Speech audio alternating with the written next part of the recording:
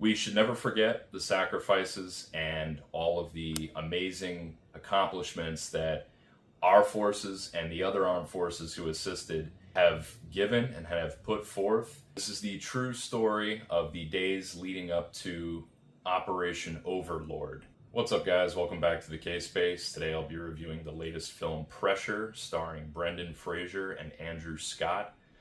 Brendan Fraser is playing Dwight D. Eisenhower, and Scott is playing Captain James Stagg. They're also joined by Kerry Condon, Chris Messina, and Damian Lewis. This was the Allied assault on the beaches of Normandy, led by Dwight D. Eisenhower, the Allied forces commander. And this is the story of him and a Scottish military officer, weatherman. He gets assigned this post somewhere in Britain. And all of the Allied force commanders have sort of descended upon this place at the instruction of Eisenhower. And all of this, the days that are leading up to June 5th, which was the initial day that was planned for the assault at 0630 hours, all of this is hinged on the weather. And you don't really think about that when it comes to armed conflict, but the weather is a major part of everything. And as Andrew Scott's character mentions in the movie, weather sets the outcourse for a lot of our daily lives. We don't think about it, especially as it pertains to operations in different theaters across the globe. This was a very interesting look. I did not really know this story before watching the film.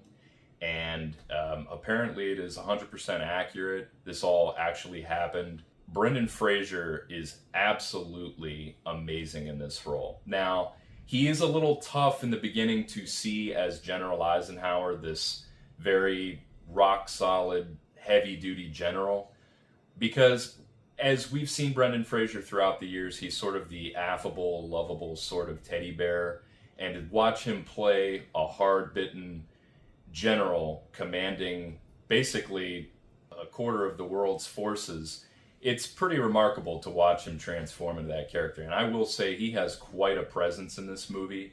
I liken it to the same presence that Russell Crowe had playing Hermann Goring in last year's Nuremberg. Just he is something to behold on the screen. Excellent performance. Tell me what you think, guys, in the comments below. I think Fraser, I'm going to start the campaign for next year's Academy Award. He deserves at least a nod for Best Actor for this performance. It was absolutely remarkable. Andrew Scott, who's an actor I've seen before, I can't really recall where, outstanding job as this very, very cynical, sort of caustic, kind of rude character, Captain James Stagg. In the beginning, he's very hard to relate to, he's very hard to like, but somewhere along the line, there's something that happens to his character in the film that really, really pulls you in and makes you sympathize with him a lot more. I thought that although his delivery was very brash and very condescending at times, you really do understand that time is of the essence and that he is just trying to muster every last bit of his expertise to assist General Eisenhower in the final decision on when this assault will take place. And it's an incredible ensemble cast. The score, direction, acting, everything. I can't recommend this movie highly enough. This, for me, is going to be sitting at a 9 out of 10 right now. Definitely going to go in the top 10 for sure by the end of the year. All of the world watching these men and women make this final decision. They could not have chosen a better title for the film, Pressure, as it pertains to pressure systems in the air and the pressure of the world waiting for an answer. The men under their commands waiting for a word. When are we going? When are we going in? Because this was a matter of hours to days in terms of gaining leverage over the German forces and actually having a real shot at a campaign in the European theater. This was just an incredible, remarkable thing that we have done as world leaders. I think that it was so appropriate to choose that name for this film, as simple as it is. Absolutely poignant and riveting I think this movie is definitely going to be in my top 10 for sure by the end of the year.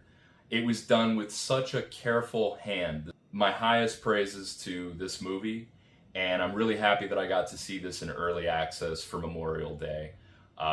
It was really nice to see that the theater was very busy, and that theater in particular where I screened this movie was nearly packed. Guys, let me know what you think of this movie. When it comes out on Thursday/Friday, if it's playing near you, tell me what you think in the comments below.